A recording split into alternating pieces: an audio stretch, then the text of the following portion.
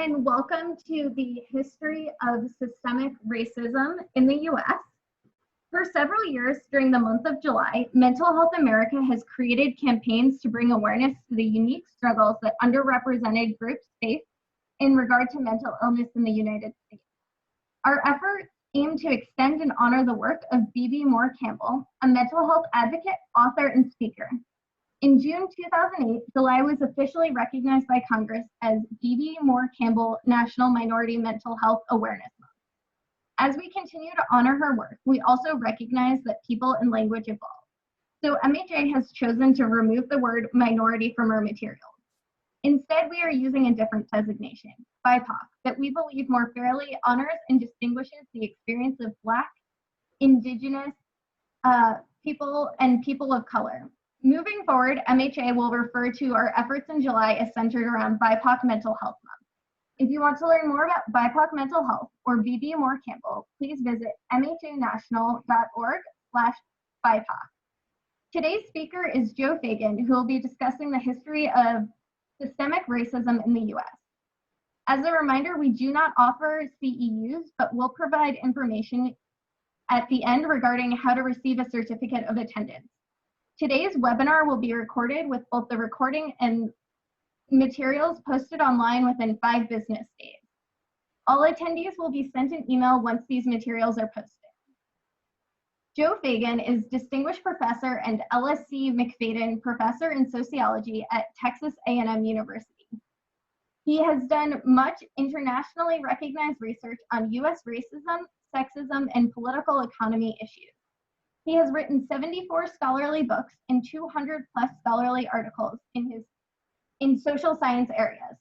His books include Systemic Racism, White Party, White Government, Liberation Sociology, Latinos Facing Racism, How Blacks Built America, Elite White Men Ruling, Racist America, Rethinking Diversity Frameworks in Higher Education, and the White Racial Frame. He is the recipient of a 2012 Soka Gakkai International USA Social Justice Award, the 2013 American Association for Affirmative Action's Arthur Fletcher Lifetime Achievement Award, and 3 major American Sociological Association awards. With that, I'm going to hand it over to Dr. Feagin to start today's presentation. Well, thank you very much for the introduction. Can you hear me all right? Yep, you're coming through very clearly. And can everybody see the handout that I use on systemic racism and its white racial frame? Yes, it sounds like your phone is in the back. Oh, never mind. You're good. Can everyone see the handout?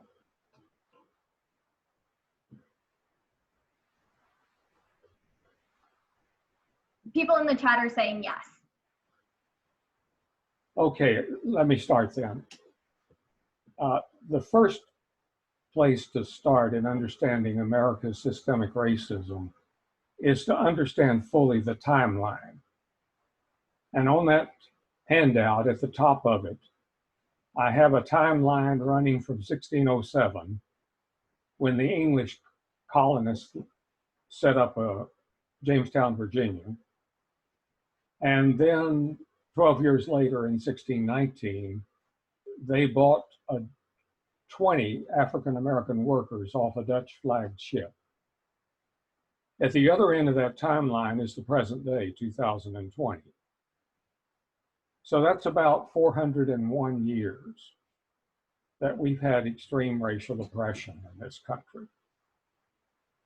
If you look at the timeline from 1619, when the first Black workers were imported, until slavery ended in the 13th Amendment in 1865, that's 246 years, or about 60% of US history. We are the only advanced industrialized nation that is built on slavery. Slavery is 60% of our history. After a brief reconstruction period there on the timeline, from 1865 to 1877, the white slaveholders came back into power in the South. They were no longer slaveholders. Now they run a system called Jim Crow segregation. And Jim Crow segregation lasted until 1969. There are millions of African Americans alive today who grew up under the semi-slavery, the near slavery of Jim Crow. And we've only been an officially free country from 1969 to 2020, at least from the point of view of Americans of color. And the paragraph under the timeline lays out that argument. White on black oppression has been embedded in our economic, political, educational, and other institutions, first during slavery and Jim Crow, and now under extensive present-day discrimination. We still live under a constitution substantially made by slaveholders. And if you add into the timeline where I'm emphasizing African American oppression, the genocidal oppression of Native Americans from the 1600s, by the 1830s, 1850s, oppression of Mexican Americans and Chinese Americans, and then many other groups of color are oppressed along that timeline as you move to the present day. Anyone who's serious about anti-racist activism, becoming an anti-racist, has to know this racialized history. We are a country that's founded on racial oppression, and that's why it's systemic through all our major institutions.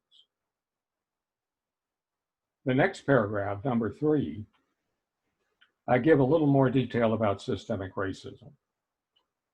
In the US case, systemic racism involves the deep structures and the surface structures of racial oppression.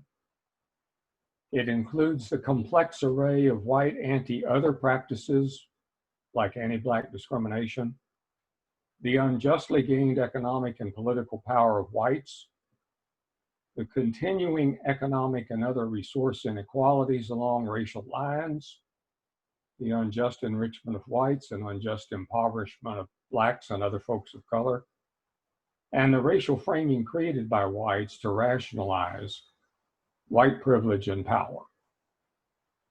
So if you look at the timeline again, that's about 20 generations of Americans.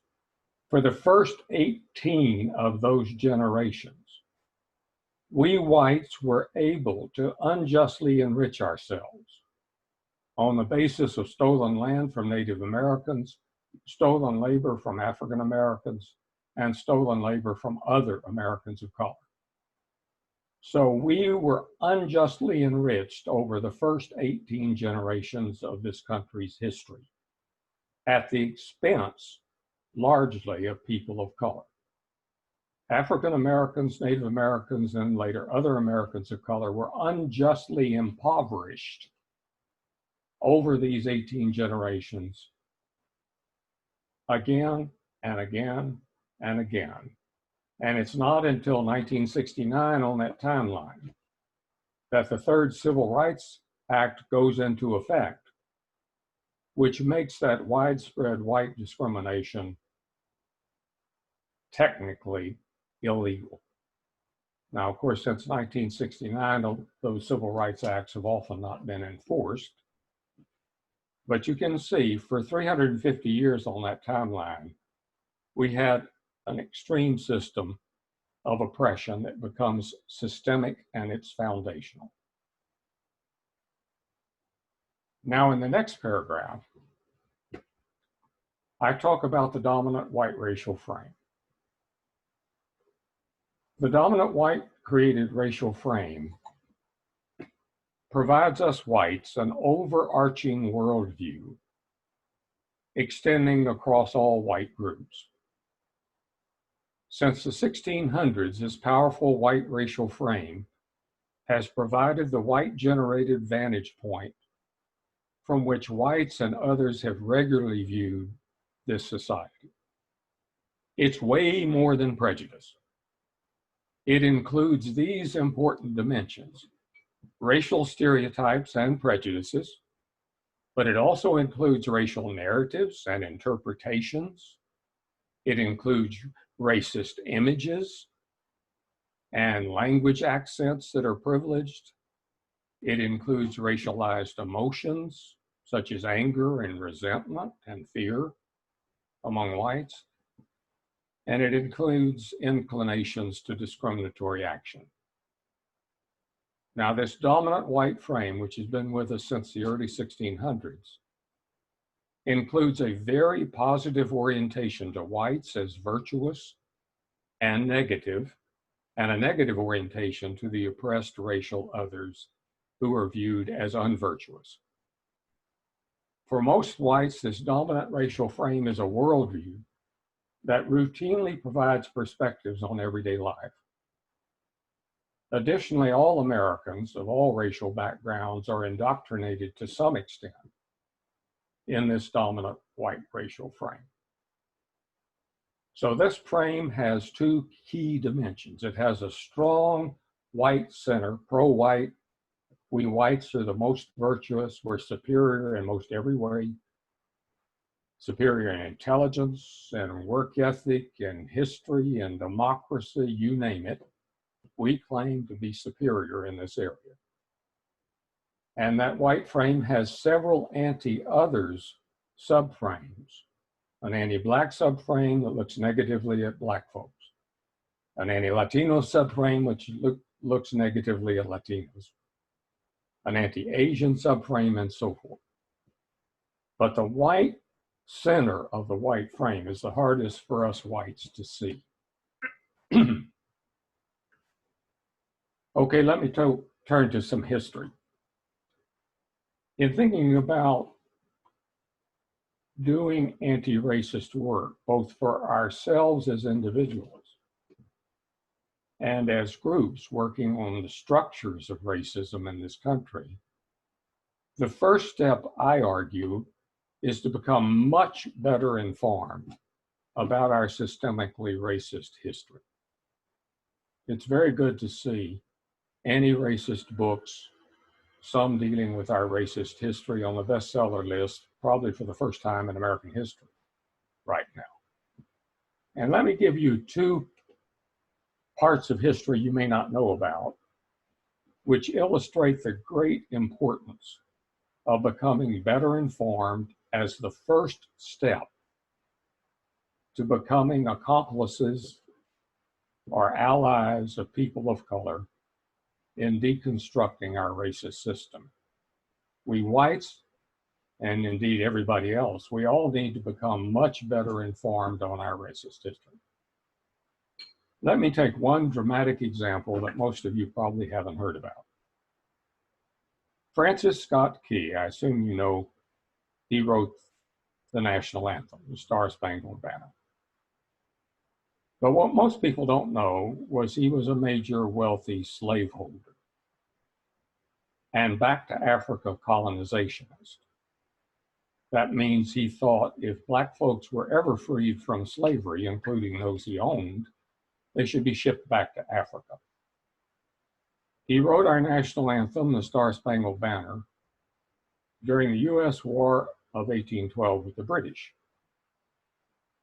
He wrote in general terms there, as we all know, about the land of the free. Yet he did not mean what he said. If you read his writings, he viewed the nation as a slaveholding republic of free white men. That's what he wanted it to be, and that's what he fought for it to be. Significantly, in the anthem's seldom sung third verse, he wishes death upon formerly enslaved African Americans who had been promised by the British if they fled to British lines, they would be freed. And some of them were fighting courageously with the British for real liberty. So in that third stanza, Key wishes them dead. The Black Americans who had gone over to British lines because the British had promised them freedom. Now, from the viewpoint of enslaved African Americans, obviously, the British were defenders of real freedom. And thousands of them migrated to freedom in the British lines. So, thinking about our history or teaching our history, we can ask, why do we often sing a morally corrupted slaveholder's song so unreflectively? How can democracy be founded on a large-scale enslavement and a U.S. Constitution made by similar slaveholders to Francis Scott Key? And what does this say about our systemic racism and its white racial frame? Now, of course, we've had controversy in recent years over some Black athletes allegedly said to be protesting the anthem or the flag, when in fact they're protesting police brutality. But an argument might be made that we should protest the national anthem, or at least the man who wrote it, and maybe come up with an anthem written by a democratic, democracy-loving, real democracy-loving America. One good thing about the present day is we're questioning our founders. But we need to do more than pull down statues and replace them with democracy, real democracy-loving Americans. We need to think about some of these things like our national anthem that was written by a wealthy slaveholder. He also didn't believe in the First Amendment. He tried to prosecute white men in Washington, D.C. who were passing out pamphlets against slavery. He didn't believe in their free speech and tried to prosecute them. I think we could come up with a better song. That's my personal opinion. Now, on the other side of the coin, another part of our history that's forgotten and that we need to recover are those Black folks and other people of color who have fought back against our systemic racism, now over more than 4 centuries. Let me tell you another forgotten story. About 210,000 African Americans served in the Union Army and Navy during the Civil War. And another 200,000 to 300,000 served in civilian roles, supportive of military efforts. Most had been enslaved in 1861, but were now fighting in the Civil War for their permanent liberty. During the first years of that war, the sentiments of most whites, including Abraham Lincoln, were that the Union had to be restored and abolition of slavery was not a principal goal. After the General Order in 1863 finally came down to recruit Black soldiers, with the help of Black abolitionist Frederick Douglass and white abolitionist George Stearns, large numbers of African Americans were recruited. And these courageous Black soldiers and sailors provided the military strength needed at a time of serious manpower shortage. Tens of thousands of enslaved or formerly enslaved men and women also spied for Union forces, destroyed Confederate facilities, or fled plantations to the north. They obviously were counterframing against the white racial frame and slavery. They wanted out of that. And the withdrawal of essential African American labor played a major role in the demise of the Confederacy. Without their abandonment of the Southern economy and large-scale military service, the Union cause would likely not have seen victory. The U.S. would have obviously had a dramatically different subsequent history. People often ask, who freed the slaves? Well, Lincoln usually gets credit, right? But officially, it looks like the slaves freed the slaves. Those about, 400 to 500,000 African Americans who played key roles in the Civil War. Their heroic efforts and many sacrifices have led us to the liberating 13th, 14th, and 15th Amendments to the Constitutions. Sadly, for these African Americans and the US, they never got the promised 40 acres and a mule, but were essentially re-enslaved under Jim Crow's long years. And again, some questions you can ponder are, why have they been forgotten? Why did they not get freedom, real freedom? What does understanding this history mean for our working on racism and reparations issues today? And again, what does it say about our systemic racism and its white racial frame? So there's much history that needs to be recovered. There's the history of the founders like Key that we have suppressed. And there's history of Black Americans and other Americans of color who fought back for real freedom and justice. And we rarely tell that story to our children in schools or our students in colleges or in the public media. And my point about these brave African Americans who died fighting in the Civil War, where are the statues to them? People ask, what do we replace the statues with? How about some of these men and women? They actually freed the whole country from the totalitarianism of slavery. Now, in the last section of this handout, I talk about the present day.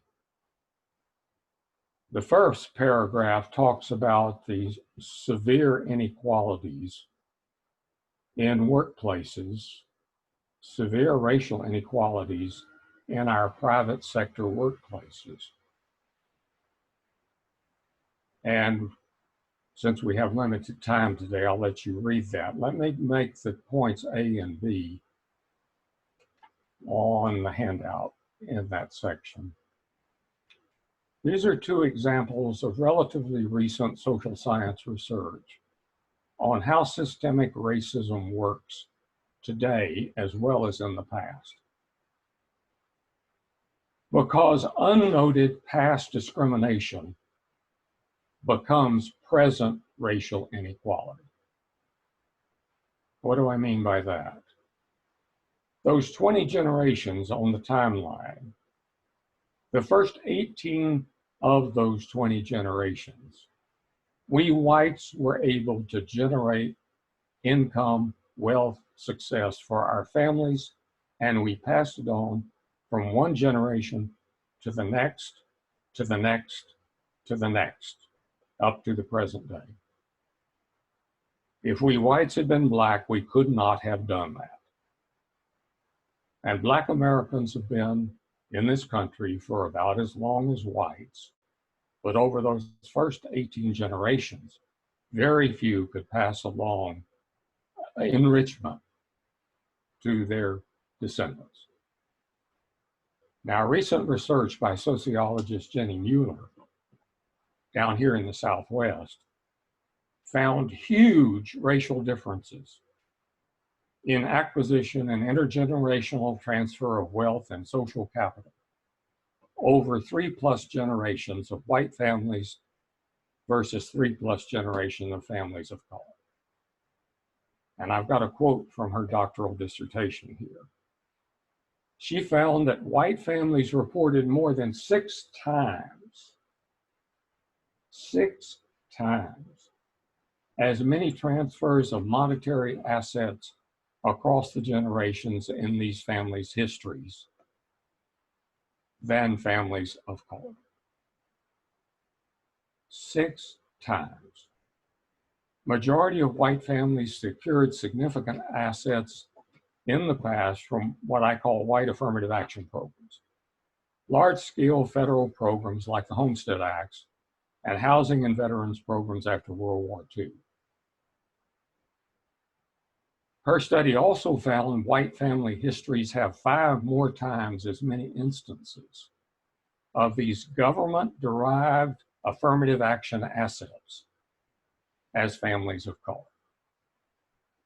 Great inequalities persist today, usually by intent, because most whites oppose real systemic change and insist on keeping the unjust enrichments they or their ancestors have secured over 4 centuries of systemic racism. Thought questions, of course: how do we best account for and repair fully current white, black, and other racial inequalities today? The second section here, B, I describe another major sociological study by sociologist Nancy DiTommaso.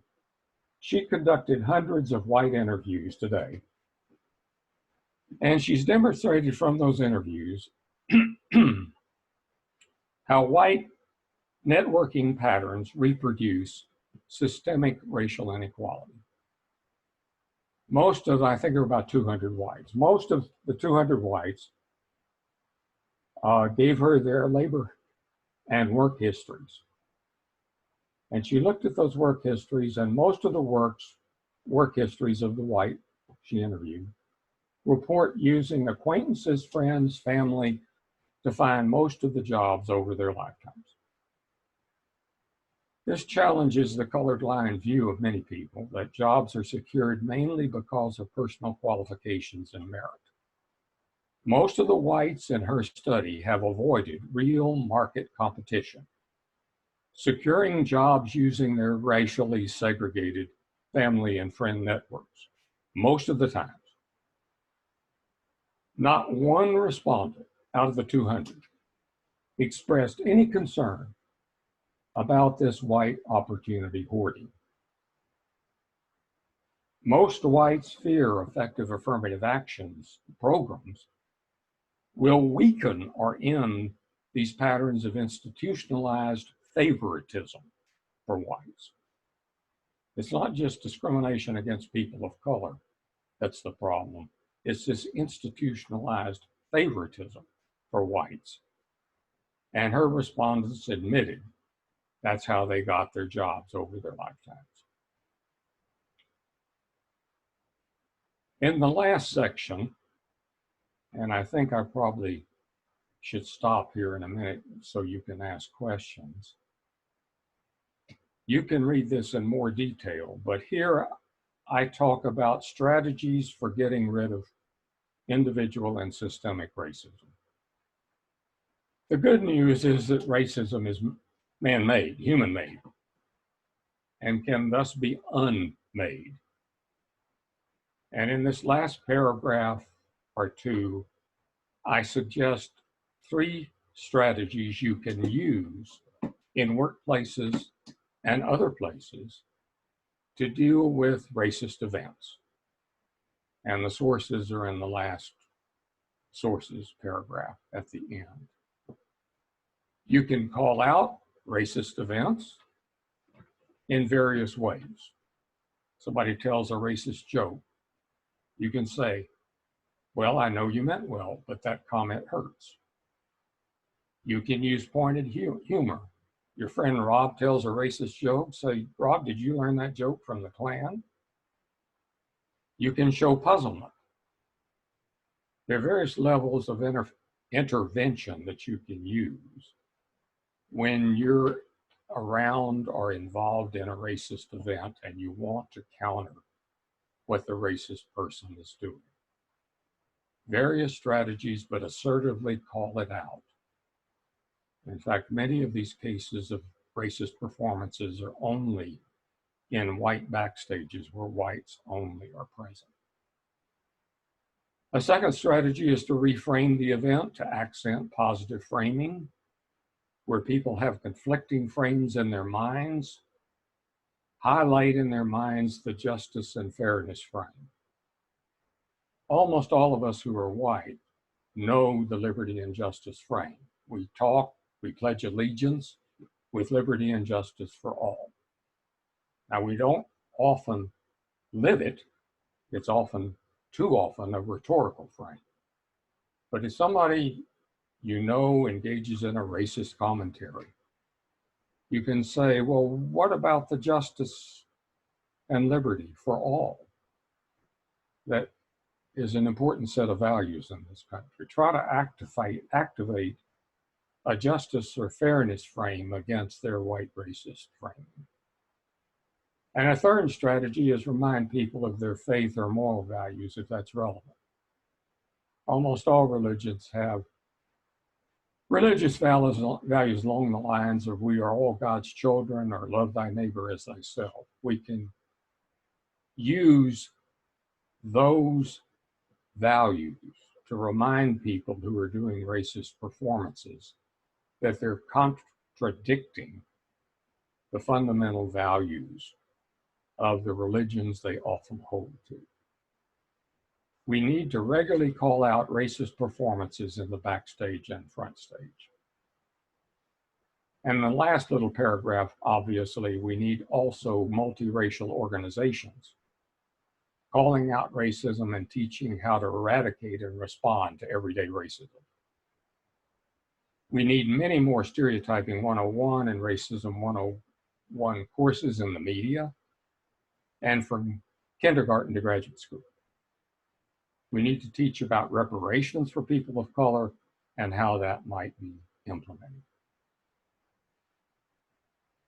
Thank you. Now let me take questions if you have some.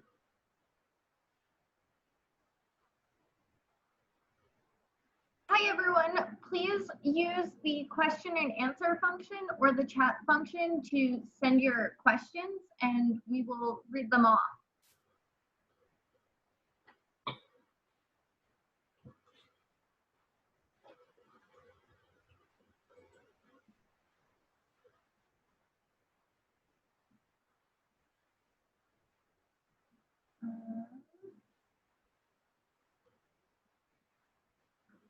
We got a question about what people of color should do when they're being told that they're too sensitive after being put down because they can't change the whole system on their own.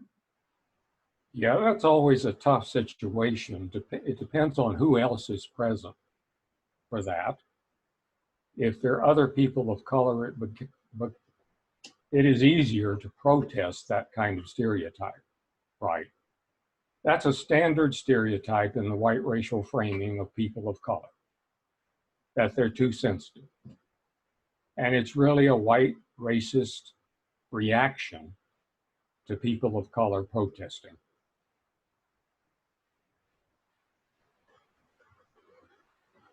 Another question that we got was for people who are white, but their family hasn't been here since after slavery was outlawed, what role they have and kind of how they can help rectify this, given that it's not as simple as just giving reparations when you were not a slave-owning family at any point in time. Yes, that's a good question because many white Americans go, like I'm Irish, the Irish came over in the 1830s and 1840s. There was still slavery, but it was toward the end of the slavery era. Many Southern and Eastern European whites, Italians, Polish, Greek, came in around 1900 after slavery was over. But once in place, that white racial framing and white privilege, it carries over onto people who come in later as whites. Those Southern and Eastern Europeans quickly became whites. And they gained privilege because they came in the middle of the near slavery period called Jim Crow segregation. Jim Crow segregation was not just in the South. The northern version of it we call de facto segregation, but there was almost as much racist discrimination from 1900, from 1880 to the present day in the North as in the South. So reparations, in my view, should start with the living African Americans who suffered extreme racial oppression under Jim Crow segregation. And almost all whites have been here for several generations under the white privileges that came out of the Jim Crow era from the 1880s till the 1970s. If you start with reparations for living African Americans who suffered hugely under Jim Crow segregation, most of them are now fairly elderly, but they're still alive. And they can tell you which whites lynched their brothers, which whites raped their daughters, which whites stole their land. And like I said, almost all whites, including those who came in the 1880s, 1890s, 1900s, have been here long enough to profit under the white privilege during the Jim Crow era. And of course, today we still have widespread racial discrimination, favoring whites of all backgrounds in housing, employment, in the political system, in education. In my book, Racist America, I provide hundreds of studies showing current racial discrimination, which favors whites who walked off the plane yesterday from Europe, as well as those who have ancestors going back 19 or 20 generations. It's a good question. Another question that we're getting various iterations of is what you recommend everyday people do in terms of educating themselves more about this issue, because for most people, they can't sign up and take your class, and what they can be doing to educate other people around them. I missed the first sentence. Educate about our racial history and racism generally, or was there a particular? Yeah, so most people aren't able to register for your classes about this, and so they want to know where they can keep learning about this issue. Yes, there are a couple of books at the top of the bestseller list that are quite good, and there are many more. There are also anti-racist organizations that have reading lists, have workshops and seminars. One of my favorites goes by the acronym ASDIC, ASDIC. It's Anti-Racist Study Dialogue Circles. And they do workshops, they have reading lists. You can Google them, ASDIC workshop, ASDIC website. And there are numerous other anti-racist organizations that will give you reading lists and also set up workshops, conferences for whites and everybody else who want to engage in more anti-racist behavior toward the destruction of our systemic racism. And of course, I can blow my own horn. At the end of that handout, and all of you can get the handout, at the end of it, I list recent books that I've done, some first-rate books by Seth Rockman, who is where I got the Francis Scott Key story, and some of the other sources I use there, and all of them have footnotes that list many other good books that you can use to learn about racist America.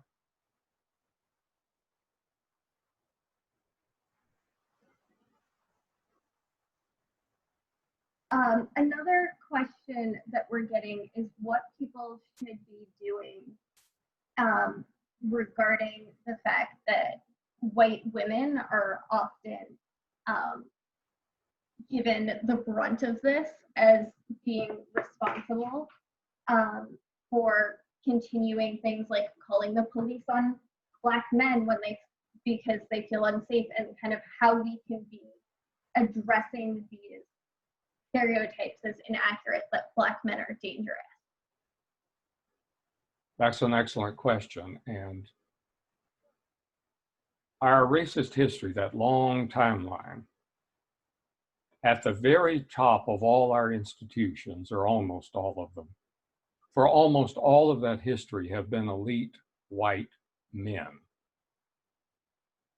The people who put in place the slavery system were elite white men. The people who put in place Jim Crow segregation are elite white men. The people today at the top of most of our major economic, political institutions are elite white men. So clearly white men have played a crucial role in the creation of this racist system and maintaining it now over 400 plus years. But white women have been critical acolytes. They help implement this system, as we've seen in all these incidents. You know, they carry that white racial frame into action, which can end up in death or harm to Black men, women, and children. So while white women have not been at the very top of this racist system in terms of creating and maintaining it, with a few exceptions, they have been critical implementers of this racist system on an everyday basis. And they too need to be called out. You know, if you have a white female friend who makes one of those lighter weight, you might call it racist jokes or commentaries, call it out. And you can use the strategies I suggest. You know, you can show puzzlement if you're not a confrontational person. You can always use that one. Some racist friend, male or female, makes a racist comment. You can always say, can you please explain that comment? Now, people who do racist stuff don't like to explain it, right? They'll get the point. That's a very good question. And unfortunately, in our studies of white children as young as 4 years old also enforce the racist system against Black children and other children of color. We did a book called The First R. One of my grad students, Debbie Van Osdale, and I did one called The First R. I watched 50 children in a multiracial daycare center, and we watched white girls enforcing racist stuff on Black and Asian and Latino children.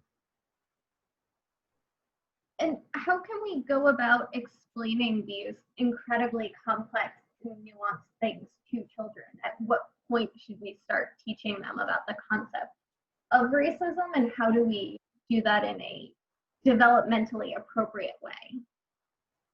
Yeah, there's plenty of material available from anti-racist groups and others that provides you with age-appropriate ways of doing that.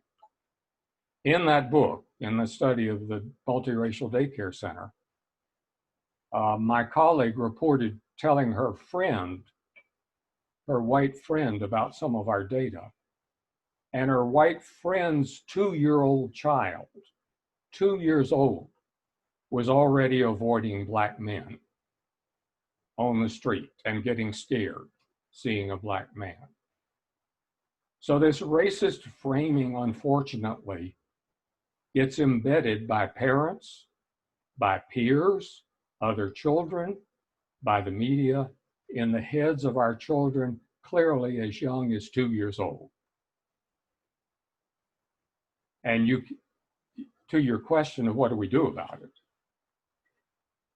Well, at those youngest ages, like 2 years old, it's about role modeling for your children. As they get older, that parental role modeling is also important, but they're also learning racist stuff from their friends and their friends' parents and from the media. So people who want to be anti-racist, and especially us who are white, as adults have an obligation to learn this racist history, to learn how to teach our children age appropriately about that racist history, and teach our children both what that white racist frame is, what it includes, that arrogant white center, as well as the anti-Black, anti-Latino, anti-Asian, anti-Native subframes. We need to know what those are, help children call them out, and help children develop some of these strategies I mentioned in that paragraph on interactive countering strategies. Teaching children how to call it out. Again, you can almost always start at any age by showing puzzlement. And the person who's doing racist performance does not like it, will be uncomfortable if you simply say something as simple, can you please explain that comment? So we can teach our children, again, age appropriately, how to call things out, but especially how to understand this racist society. There are many excellent books for white children on learning about racism at all ages, and for Black children and learning to counter that racism. We have many wonderful books. One good thing about 2020 is over the last 20 years, a lot of excellent children's books have been written and published.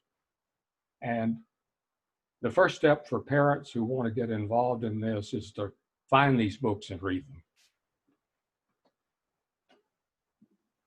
Another question we're getting various iterations of is, given that this system is racist, not just towards Black people or African American people, but really all people who look different, how can we fix the system without having to prioritize one group?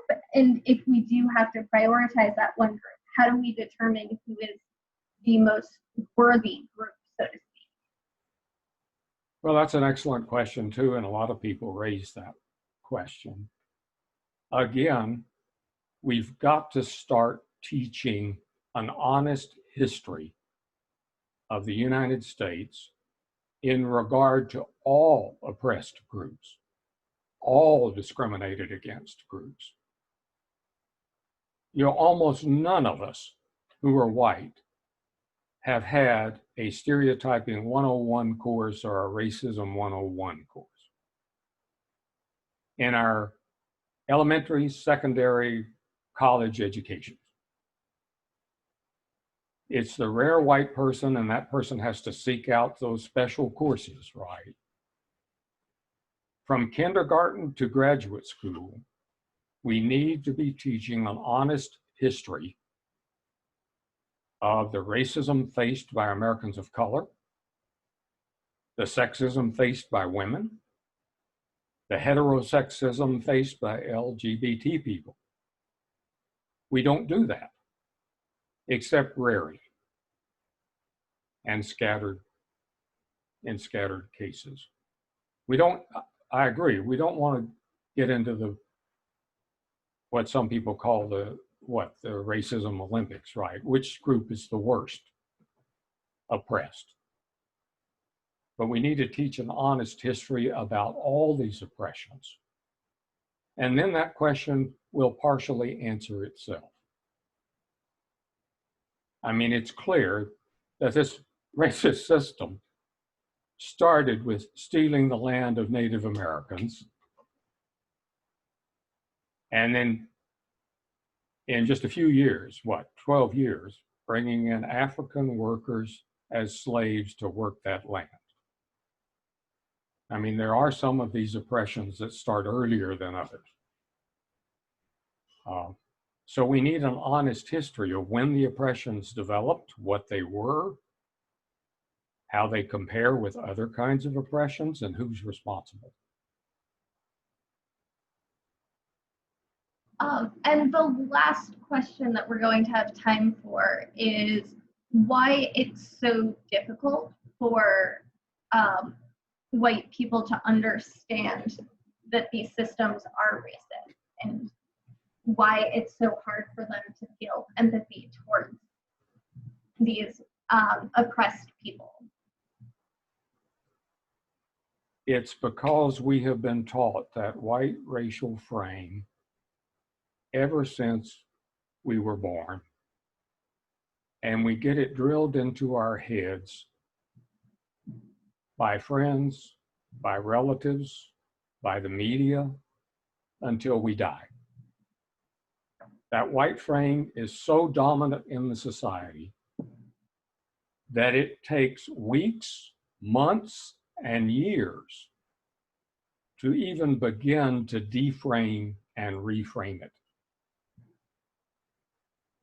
That organization I mentioned, ASDIC,